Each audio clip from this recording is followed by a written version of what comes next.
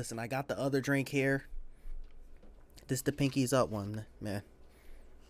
But I couldn't drink it yet because, like, when you drink, like, certain things, like, because there's lemonade in it. Well, not lemonade. Lemon juice in it. When you drink certain things like that, acidic drinks and shit like that, should be giving me heartburn. So that's why I try to do the get damn hot chocolate.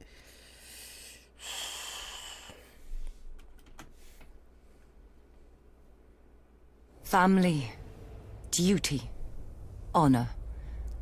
Every Tully child learns our words. But I was a woman before I understood them. Years before, my father had taken to foster the son of a wartime friend, a minor lord on the Fingers. The boy had arrived at our castle as Peter Baelish. Due to his home and size, my brother soon named him Littlefinger. When I came of age, Brandon Stark of Winter named him Littlefinger Baelish. Due to his home and size, my brother soon named him Littlefinger. When I came of age, Brandon Stark of Winterfell sought and won my hand. To my father, Brandon was heir to the north and a suitable match for a daughter of House Tully. To me, Brandon was wild and terrifying, never far from laughter or trouble. I loved him with all the fire of a first passion, much I came to realize, as Peter loved me. When Peter heard of my engagement, he challenged Brandon to a duel. Peter survived only because I begged Brandon not to kill him. I still thought of Peter as family. It's tough. Now, I wish I had let him die. Damn. Only days before my wedding, when I thought to be happy forever, Prince Rhaegar Targaryen abducted Brandon's sister, Lyanna. Hot-blooded as always, Brandon immediately rode for King's Landing to demand justice, which the Mad King Aerys Targaryen gave him, in his own twisted fashion. The day the Raven arrived with the news of my Brandon's death, I locked myself in a room and refused to eat for days, until my father reminded me of my duty. I was to marry Eddard, Brandon's younger brother, a man whom I had never met, though of whom none spoke ill, or spoke anything at all. Our union would cement an alliance of the North, Vale, Stormlands, and Riverlands in rebellion against the Mad King. I was a Tully. I did my duty. We were married quickly, and were spared only one night before he had to return to the field. I spent the war by the windows waiting for a raven to hear if my son would grow up fatherless or at all. We knew the price of defeat. I scoured the kitchens and washing rooms for any and all gossip. Robert had won and crushed the Mad King. Robert had lost, but Jaime Lannister was now king. Robert had almost won, but the Mad King had become a dragon and burned King's Landing to ash.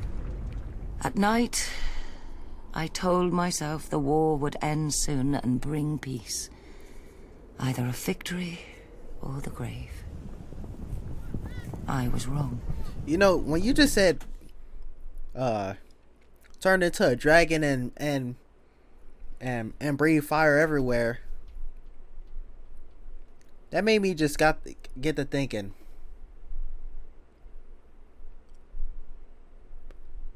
How the hell did Daenerys stand in that fire? Like, Viserys kept saying, like, I am the dragon reborn, but I'm just like, what is the logistics on that? Robert won, and my husband avenged his brother and my love. But when he came home to me, he could not meet my eyes. Oh, that's tough. I saw the reason by his side. Many men have bastards, I know. And under the strain of war, any man, no matter how honorable, may forsake his vows for a night of warmth that he may never know again. But Ned Stark was not built like other men.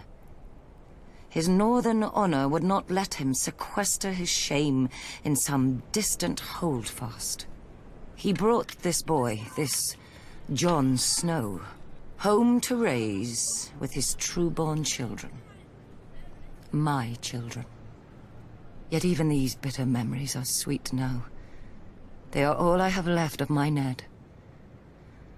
Our family is broken and scattered, and our son must wage a war for the pieces. We need to go home. The Starks are of the north, and, like the snows of winter when they come south, they melt away. That's tough. In King's Landing, if you for leave Snow. the Red Keep and aren't careful, you may find yourself in Flea Bottom. Justice for John? In Yes, such a Justice for John cesspool sounds better. that House Seaworth have its glorious start. I got out as soon as I could, finding work on a smuggler's ship. Soon, every port on the narrow sea had a bounty on me, which they would collect if I didn't pay a percentage to the right people or pick the right tides. You know how to tell a good smuggler? When you talk to one, there's a head that talks back. I was very good. Davos of Flea Bottom had run with orphans and beggars, but Davos the smuggler was received by merchants and lords when nobody would catch them. Oddly, the only honest work came from pirates like the notorious, bloodthirsty Salador San. Hey, whatever happened to him? I just realized that. Actually, I'm gonna be honest. I don't even remember what they were asking him of. Cause I thought about that when did I think about that? I think I was doing the thumbnails, cause I still haven't edited the video. So I think I was making the thumbnails yesterday for all of them, and I was just like, where did that even go?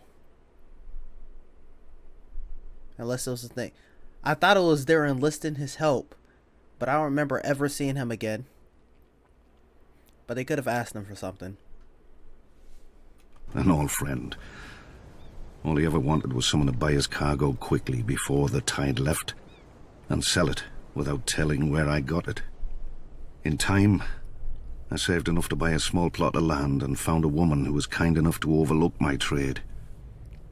She gave me a son, Mathos. And we dreamt of the trader's circle around the Jade Sea, just one trip, and I could settle us and our family for life. Then some Storm Lord revolted against the Iron Throne. Wars are not as good for smugglers as you'd think. Every harbour fills with guards and inspectors, and the seas filled with blockades and pirates paid by each side to prey on the other. Though I had no love for the Mad King, I'd grown up around the power of King's Landing. I figured this Robert Baratheon would end the same as the other rebel lords, burnt to ash. But he didn't. The North, the Riverlands and the Vale joined him. And then the taverns people drank to Robert's health openly. Brave fools, I thought. But I had a family who'd be left in the cold if I lost my head. When Mace Tyrell marched on Robert's home of Storm's End, I spied the end of the rebellion. The castle was garrisoned by Robert's younger brother Stannis and a small guard, and would not hold out for long. When it fell, Robert would be homeless, and his support would bleed away. This I knew from experience. Months later, Stannis was still holding the castle. Nobody cared. But on voyages, I had seen what famine does, and I thought of all those men in Storm's End who would die unmourned and forgotten. No better than Flea Bottom orphans. I told my wife and myself that I'd get a high price for the onions and salt beef. In truth, I knew I'd be captured by the Tyrell galleys or drowned, but I was too stubborn. Later that night, in the dark, in a tiny boat with a black sail, I cursed myself and the moonlight as I waited for the tide to turn. When it did, the wind beat the sail so hard I ripped it down, fearing the Tyrell ships would hear. Luckily, they'd grown lax. With muffled oars alone, I steered my cargo through the treacherous currents and snarls of rock that give Shipbreaker Bay its name. The waves finally carried me, soaked and near blind from sea water, through the mouth of the cavern beneath the castle. Then, Stannis Baratheon arrived. The siege had left him gaunt, but not weak, never weak. He greeted me and accepted my onions with cool courtesy, betraying no emotion, even as all wept. He doled out the food to his wife and each of his men before he ate himself, a portion no larger than any other. When he finally thanked me, I could see his mind had already returned to the castle's defense. His duty. After Aerys fell and Lord Stark lifted the siege, Stannis summoned me. For my salvation at Storm's End, I was to be granted a knighthood, a keep of my own, and my son taken into Stannis' personal service. Davos of Flea Bottom had become Sir Davos of House Seaworth, and his son would serve the king's own brother. But for my previous crimes as a Don't smuggler, tell me that's Shaw's banner. I was to have the fingertips of one hand taken off above the highest joint. Stannis held that I had flouted the laws of the land for years, and a good act does not wash out the bad. In one fell swoop, or 5, Stannis gave my son a future and my family a name that I could never have imagined, nor earned on my own. I still keep the finger bones in a bag around my neck, to remind me what I was and what I owed to Stannis. For during my many years as a smuggler, I visited many ports, taverns and back alleys, and saw many things in this world, but never justice. Until Stannis. That seemed cool, no cow. I'm trying to think. What's that whole Some thing great with houses call us upstarts. Really in that But the truth is that Demon- while the Starks and Lannisters fell the to the mentor with the Targaryens in symbiote. defeat, House Tyrell rose.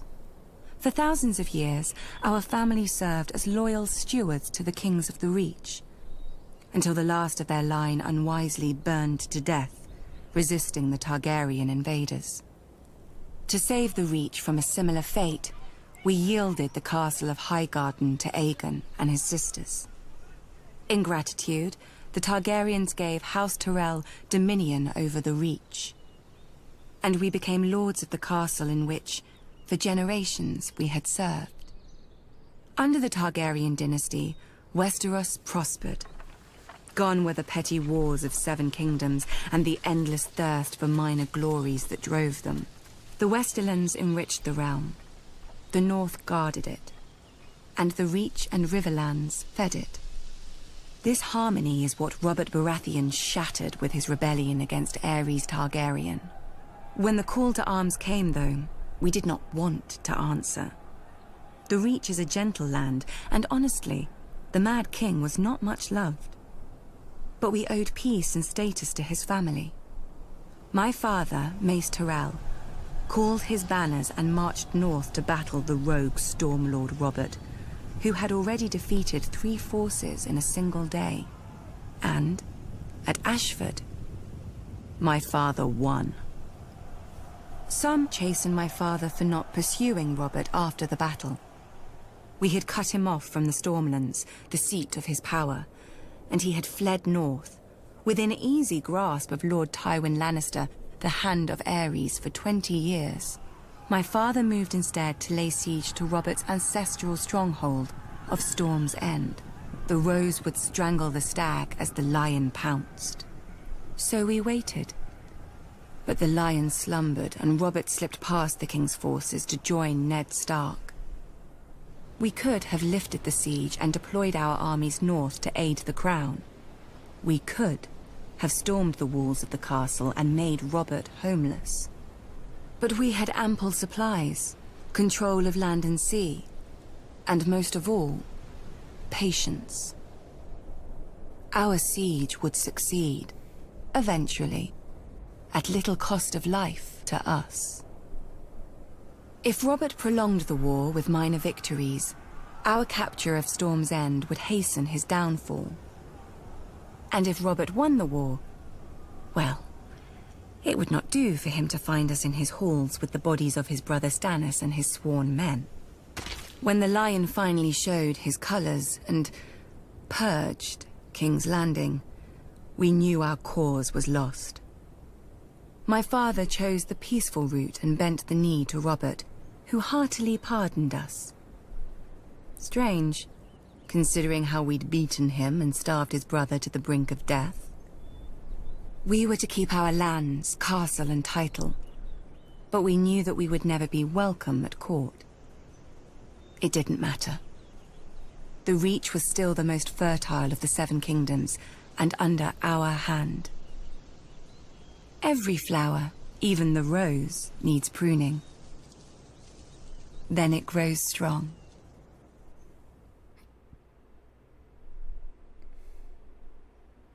Okay, so after this, because it... Alright.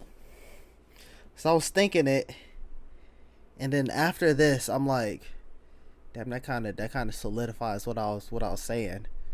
But like, what makes like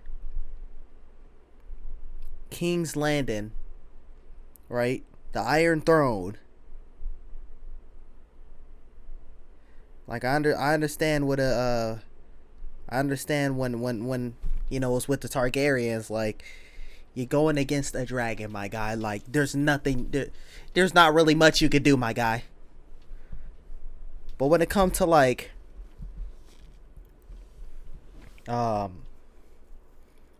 other kingdoms, now I understand when it comes to other kingdoms, and it's like, listen, you just got bodied, bro. You just lost.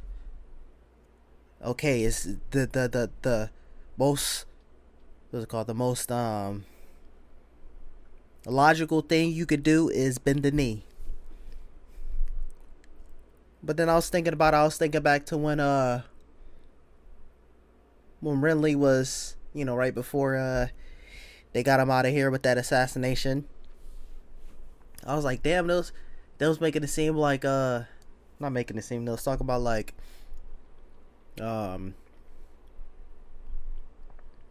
Renly got like more people behind him. And then I was just like, okay, more people behind him. And then you think about how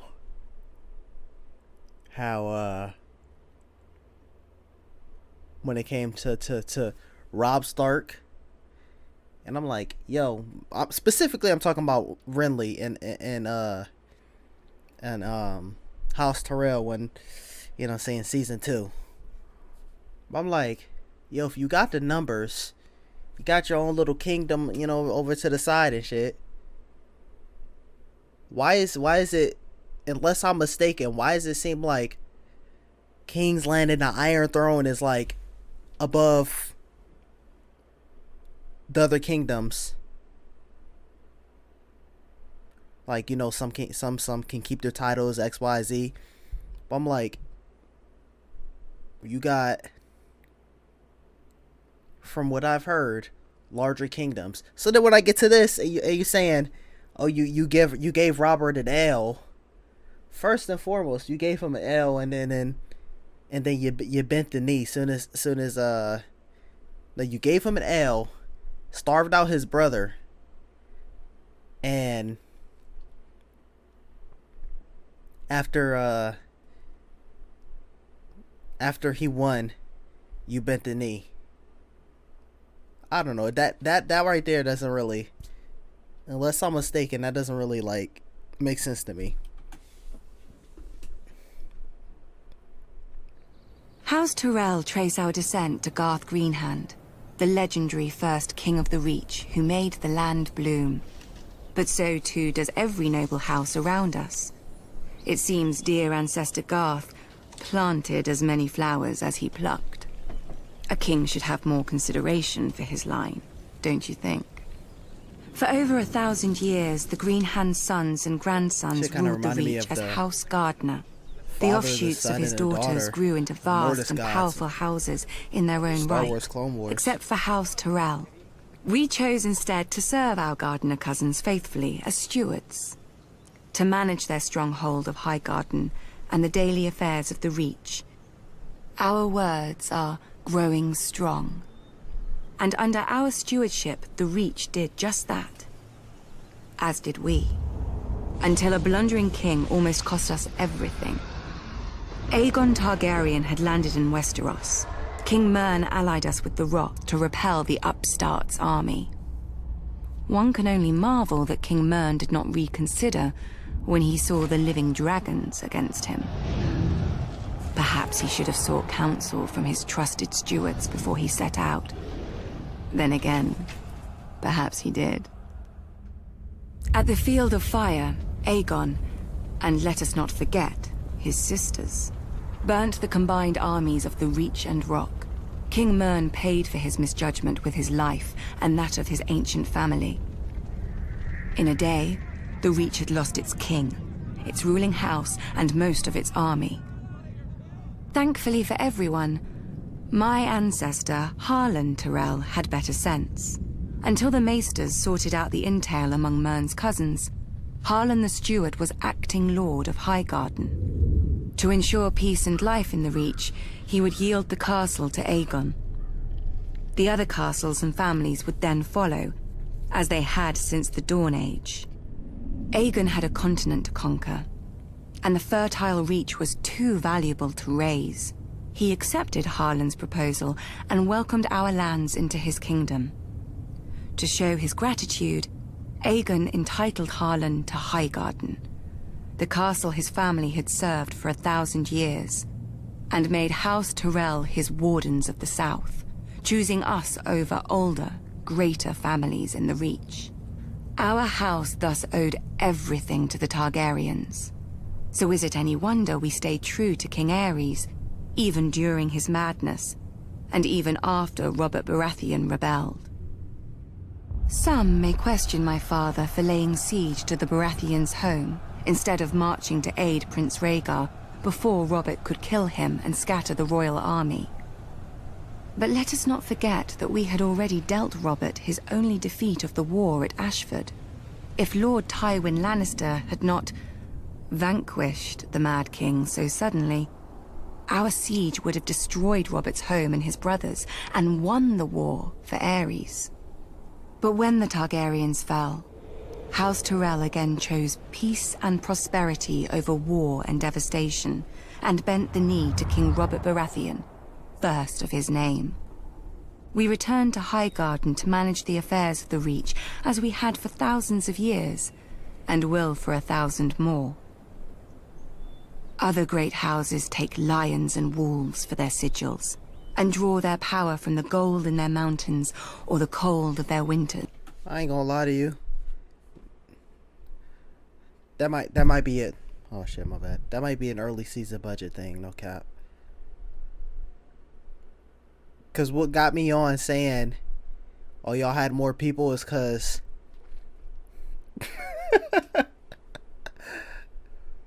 like this another thing, like relax. When it came to when I first saw like everything going on with House Tyrell, listen, I ain't gonna lie, y'all's whole setup, it looked like a LARP. I ain't gonna lie to you, man. That might be a budget thing. You might, saying can only afford, so many castles, but that's what it was looking like at first. But mountains run dry. Winter yields to spring. And the rose blooms once more.